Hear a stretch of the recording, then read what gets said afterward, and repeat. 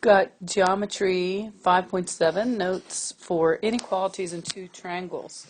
Now, to introduce this lesson, if we were doing it in class, I was going to give each person some spaghetti, and we would have some groups where you'd have two pieces of, let me make it like this, like 3-inch spaghetti, and 2 inches of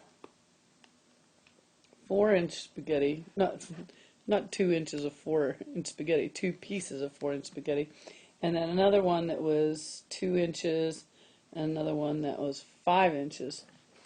And what we were going to do was just create a couple of triangles. Take a 3-inch spaghetti and a 4-inch spaghetti and hook that up with a 2-inch spaghetti, and then take a 3-inch spaghetti and take a 4-inch spaghetti and hook that up with a 5-inch spaghetti. Now I realize these aren't to scale, but you get the gist of what we were going to do. There was going to be a 3-inch, 4-inch,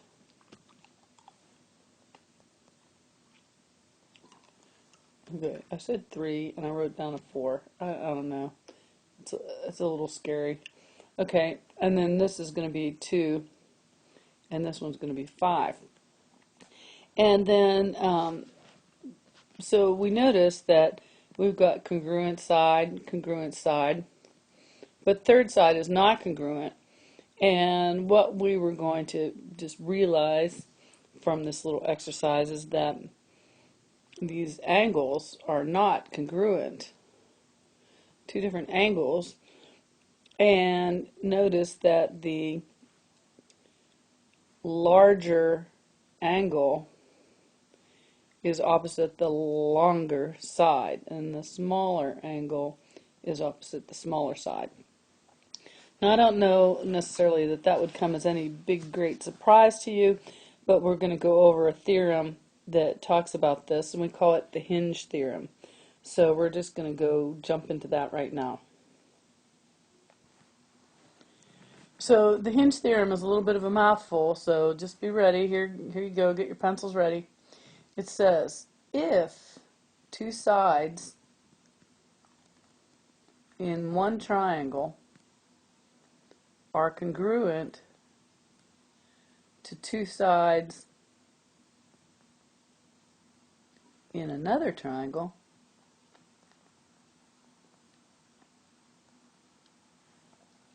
and the included angles, do you remember what we mean by included? It's sort of like the angle that's in between the two sides. The included angles are not congruent, then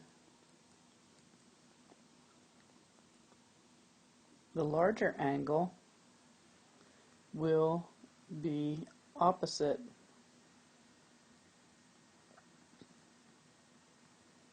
the longer side.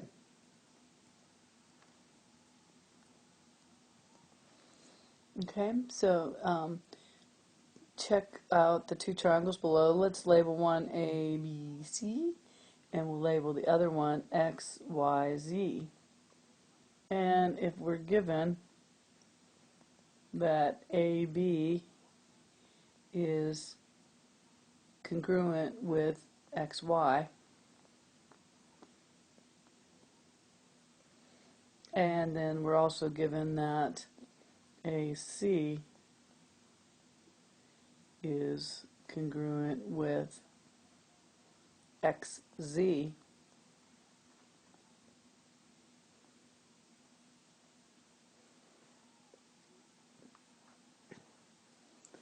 and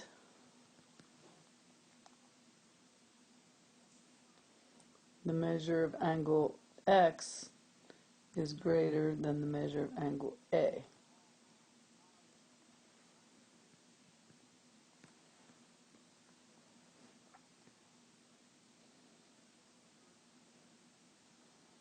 measure of angle X is greater than the measure of angle A, then our conclusion,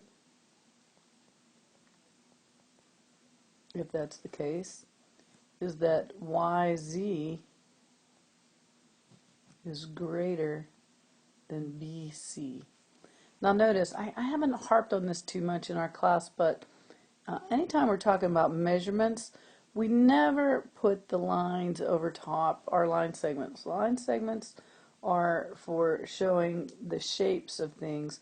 When we're talking about the measure of things, it's just YZ. So YZ is greater than BC, and so our justification for that would be if two sides in one triangle are congruent to two sides in another triangle, and the included angles are not congruent, then the larger angle will be opposite the longer side. So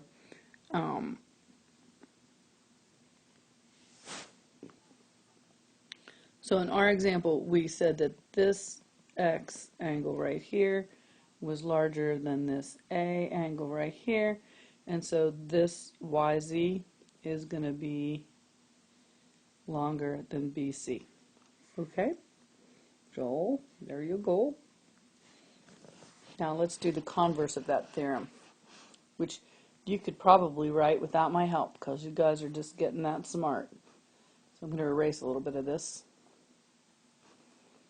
And we're going to write, if two sides in one triangle are congruent to two sides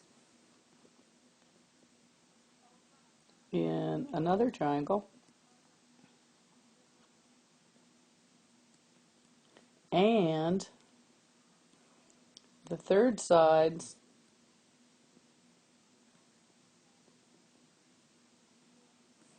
are not congruent,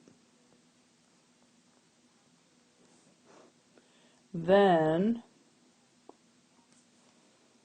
guess what? The longer side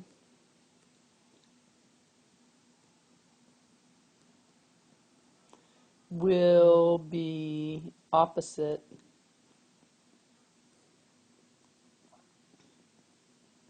what do you think it's going to be opposite of? I hope you're saying the larger angle. Okay, so here's an example. Let's do given. Let's say we have a given of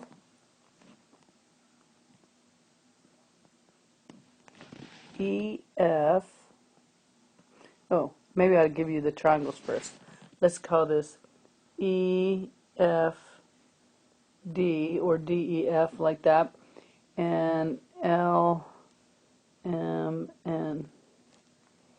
Okay, so EF is congruent with MN,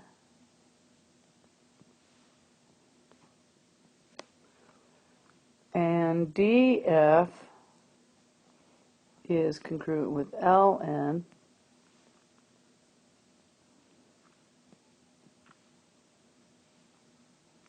and ED is greater than ML. In other words, it's longer. This one's greater, this one's less. So what's our conclusion? If that's the case, then the measure of angle F is going to be what in comparison to the measure of angle N? If ED is greater than ML, then F is going to be greater than the measure of angle N. And how would we justify that? If two sides in one triangle are congruent to two sides in another triangle, and the third sides are not congruent, then the longer side will be opposite the larger angle. Bada bing, bada boom. Okay, now let's look at example 1 here. Okay, so it says consider the diagram below. So let's take a look at our little triangle here, EFG, and see what we can figure out. We know that these two sides on the base here are congruent, those two little line segments, because they both have a measurement of 7. And then we also know that line segment FH would be congruent to itself by the reflexive property. Okay, and so we've got two sides that are congruent on two triangles.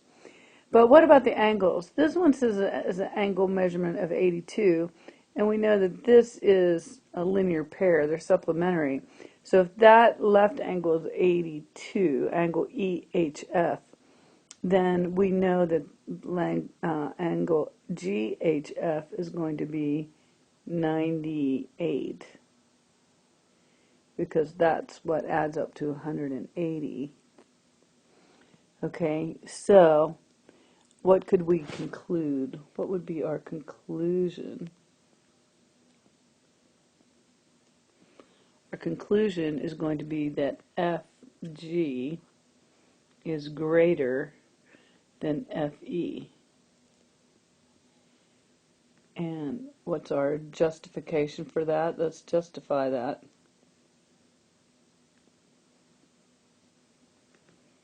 If two sides of one triangle are congruent to two sides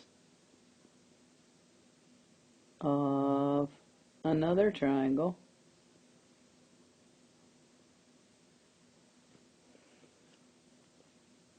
and the included angles are not congruent, then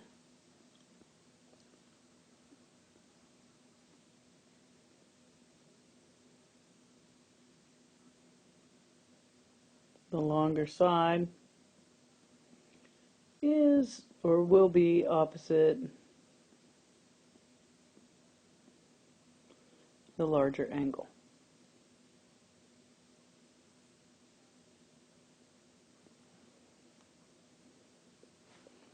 Good? Okay, try number, why don't you try number 2 without my help? It might be a little more tricky, but give it a shot, okay? Hit the pause button, give it a try. So I want you to come up with a conclusion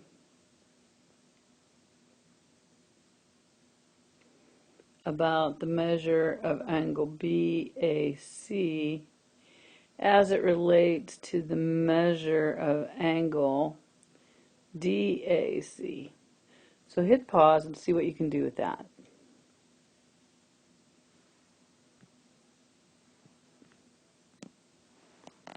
So I hope you're showing that these two sides, AB and AD, are congruent, and that AC and AC are congruent by reflexive property.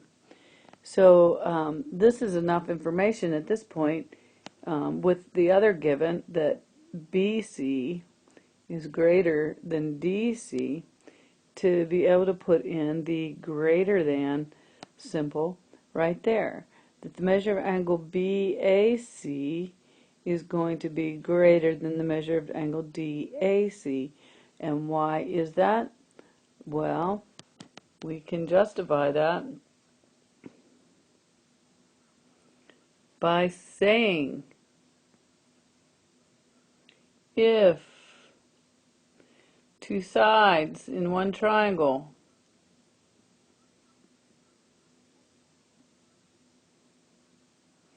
are congruent to two sides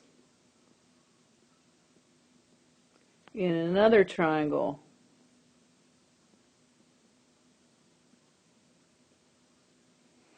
and at the same time the third sides are not congruent, then the the larger angle is opposite the longer side.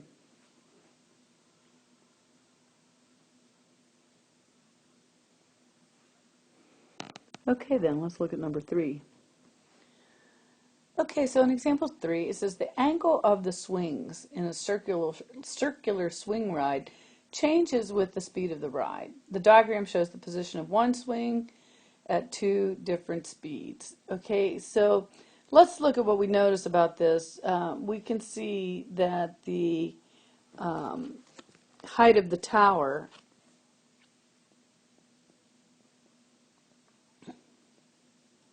is the same for both. And the length of the cable that's holding on to the swing set is the same height. And I guess, yeah, it might be better to show that like right here, this cable. But when it's, you know, standing still, it's right there. So here it is, ching, and it's the same there. So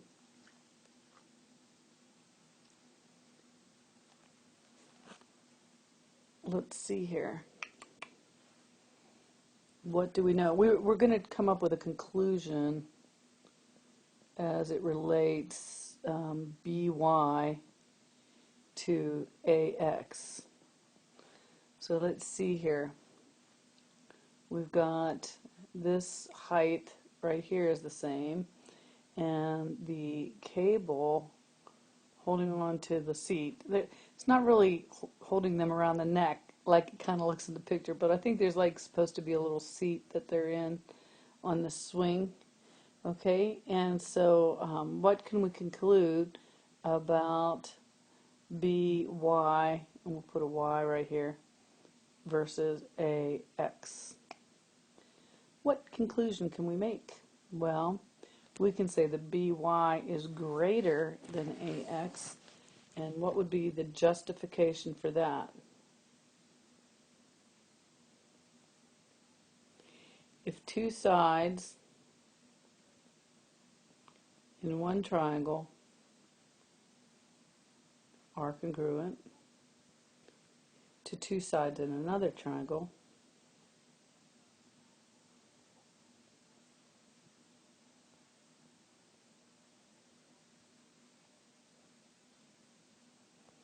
and the included angles are not congruent, then the longer side is opposite the larger angle. I'll do it this way, larger angle. Okay, and so let's look here. As the little kid speeds up, it really swings this swing set wide, and so we see this part right here is considerably longer than this right here, and you'll notice that the angle is larger over here and smaller right there.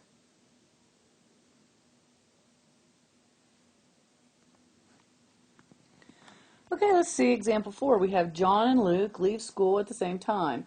John rides his bike 3 blocks west and then 4 blocks north. Luke rides 4 blocks east and then 3 blocks at a bearing of north 10 degrees east. Who is farther from the school? Now, of course, you have to remember what your compass looks like. So we've got north here and south and east and west like that. So let's start with John. So John rides his bike. Let's just start at a beginning point here. We'll let them both start at the same place. And so John rides his bike 3 blocks west. So he's going like this, and that's a 3. And then he goes 4 blocks north. Ooh, I'm going to start this a little bit lower. Okay, here we go. And then 4 blocks north. And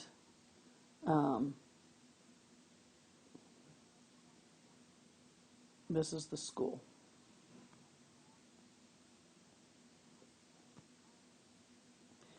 And then Luke, he rides 4 blocks east.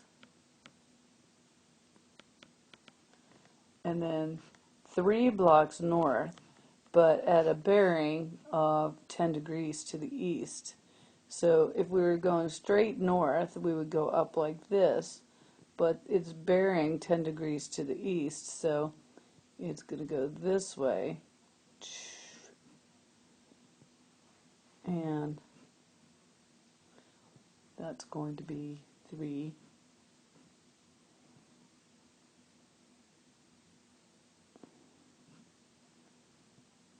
And I didn't really draw that very well. Okay, so here's our 4 and here's our 3. So we got our 3s are congruent. We got 4s that are congruent, like so. And who is farther from the school? Well, what do you think? We've got, this is going to be a right angle, which is 90 degrees. And this one might have been 90, except we went 10 degrees to the east, so it's going to be 100 degrees. And so we can conclude that if this is John and this is Luke, that Luke is farther from the school. And what's our justification of that? Luke is farther because if 2 sides of one triangle are congruent,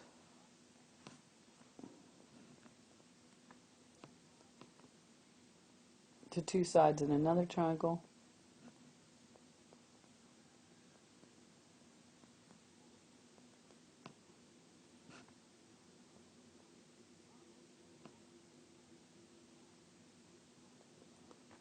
and the included angles are not congruent, then the longer side is opposite the larger angle.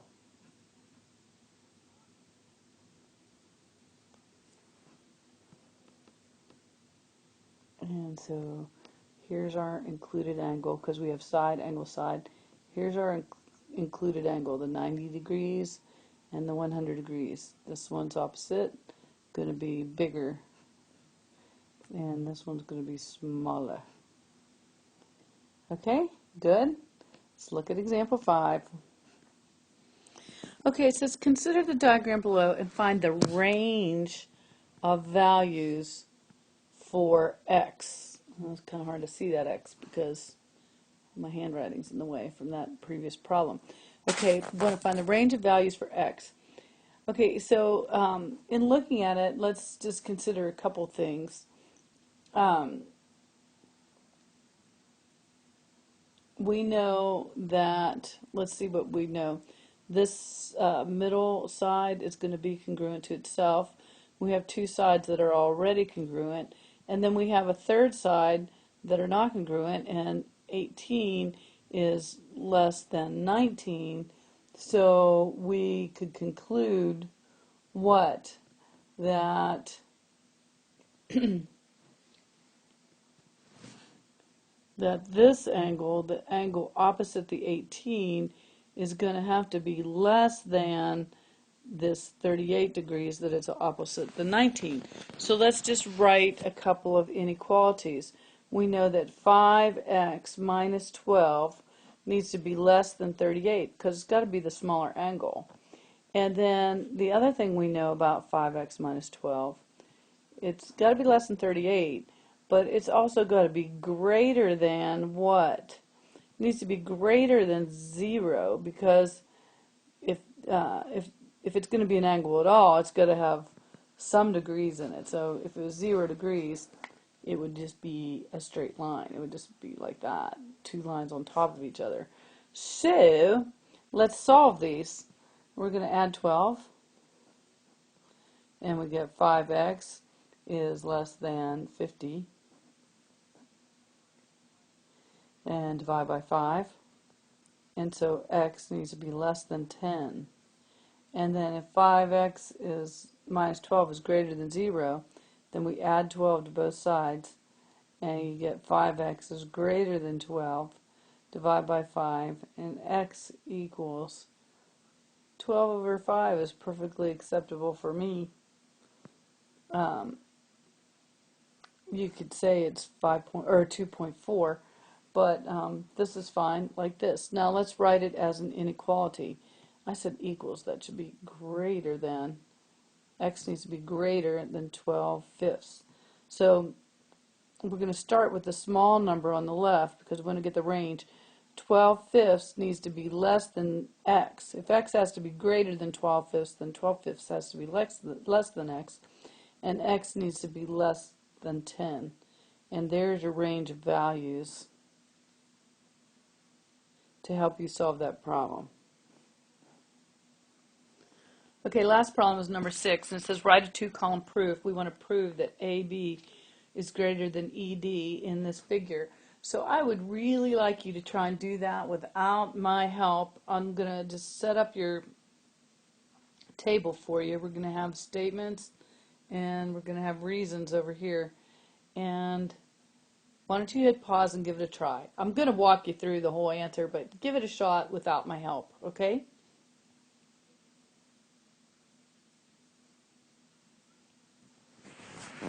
Okay, so let's kind of map out what we're going to do. Okay, so let's look. We know that C is the midpoint of BD, so we know that these two sides are going to be congruent. And we're given that these two angles are congruent. So if two angles in one triangle are congruent, we know their opposite sides are going to be congruent, right? So there we go. Then we could say, then once we do that, we go to our given that angle 3 is greater than a measure of angle 4. So once we have that this one is greater than this one, then we can prove that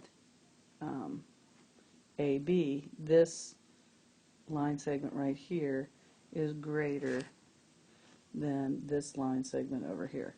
Okay, so let's go ahead and write that out as a two-column proof. So we have C is the midpoint of BD given. Then we can say BC. Here, let me erase all that stuff. We'll start over again so we can be clean about that. BC, oops,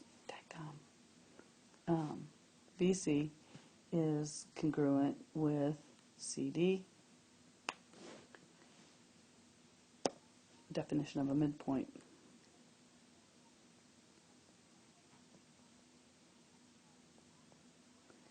And then we have the measure of angle 1 is congruent with the measure of angle 2. So we'll put those little markings, and that is given. And so since the measure of those two angles is the same, we can say that angle 1 is congruent. And you know what, I'm such a nitwit. Sorry about that. This shouldn't say congruent on it. It should say what? It should just have an equal sign, because that's what it has up in the given, right? Measures are equal to each other. Angles are congruent with one another. So measure of angle 2 is congruent with angle 1 is congruent with angle 2. I'm losing my mind. Sorry, guys. I'll give you some numbers here too so we can follow along. So that was definition of congruent angles. Now, at this point, we could say AC is congruent with CE.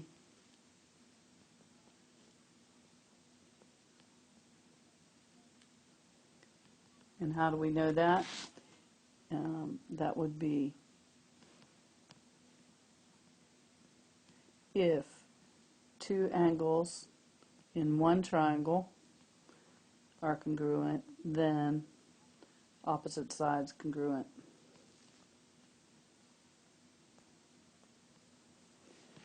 Then number 6, we're going to go now to our given up here, that the measure of angle 3 is greater than the measure of angle 4.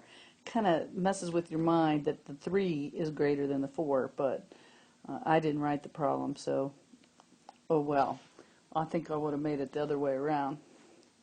Given, and since we know that this one is greater than this one, we can say opposite side, AB, is greater than ED. And what's our justification going to be for that? It's going to be the hinge theorem, which is if two sides in one triangle are congruent to two sides in another triangle, and included angles are not congruent, then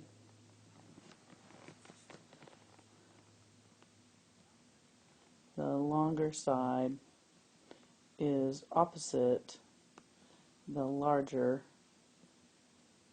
angle. And there you go. There's your proof. Sorry, that took a little bit longer than I had planned. I'm sorry, guys. But I hope you're getting it. And I was a little tired making this video, so you're probably a little tired watching it. Well, I'll see you on Monday. I hope you have a good weekend. Okay? And we're going to be having another quiz on this stuff. I think it's going to be like Tuesday or Wednesday. So be planning on that. And I'll see you in class. Have a good weekend. Bye.